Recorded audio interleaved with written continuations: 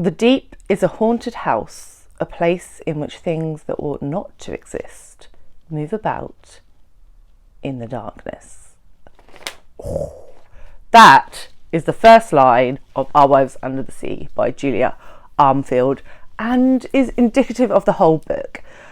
If that sounds of interest to you, you can start watching this review right now. Just pick up the book, just go buy it, click the buy now on Amazon and get it and read it. So before I start reviewing this book, this will be spoiler free. I also want to give kudos to the lovely Lindy from Lindy Magpie Reads, who I buddy read this with, and we had some great discussions, and I definitely got more out of this book by reading it with Lindy. She is marvellous. If you're not subscribed, you really should be, because I just love her. So this is dual perspective. We have the perspective of Miri and we have the perspective of Leah.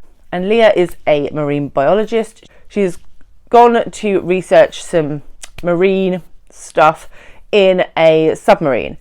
She is supposed to be gone for 3 weeks. She returns 6 months later, and we see the impact of that on Miri.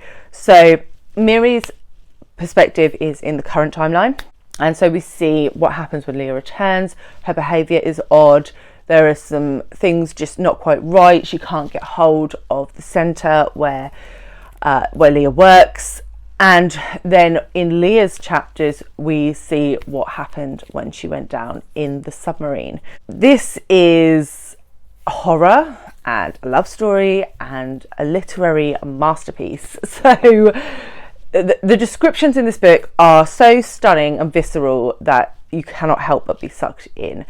There is plot enough to keep you reading, and almost every chapter ends at a point where you go, oh, what?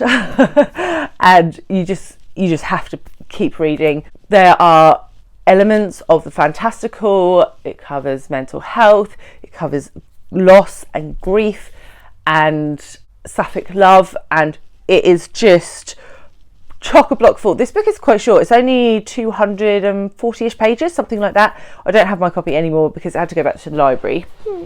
But it is very short and it's so full of things to unpick. It is unbelievable. I finished this book and I was chatting to a couple of the girls, and I said, this is a book I would buy and annotate, and I haven't annotated a book since high school, because there's just so much, so many layers, so many ways of interpreting things, that it just worms into your brain. I think the thing that I loved most about this book was Leah and Miri's relationship. It's a relationship that you wholeheartedly believe in. It's not perfect. There are moments of beautiful love within it, but it is just run of the mill, you know, spouses living together, experiencing that, and then how you react to the memories of those things when you're going through a tough time. And yeah, I don't want to tell you too much. This isn't going to be a very long review. This is basically just me saying you need to pick it up. If any of these things sound interesting, pick this book up.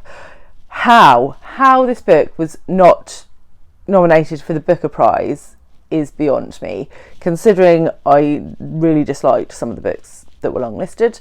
I think this was a travesty. However, I do believe this was published in April, which should make it eligible for the Women's Prize next year. So fingers crossed for Julia Armfield on that one.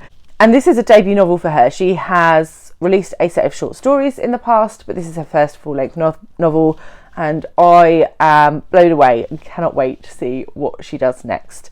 Julia Armfield is a British author, and she lives in London, and yeah, I just need more work, please. Please tell me you have another book like ready to go, Miss Armfield, because I need it in my life. So yes, have you read it? Do you agree, disagree? Have you not read it? Are you going to read it now? Because you should. And yeah, that is all I have for today, and I will catch you very soon with another one. Bye guys.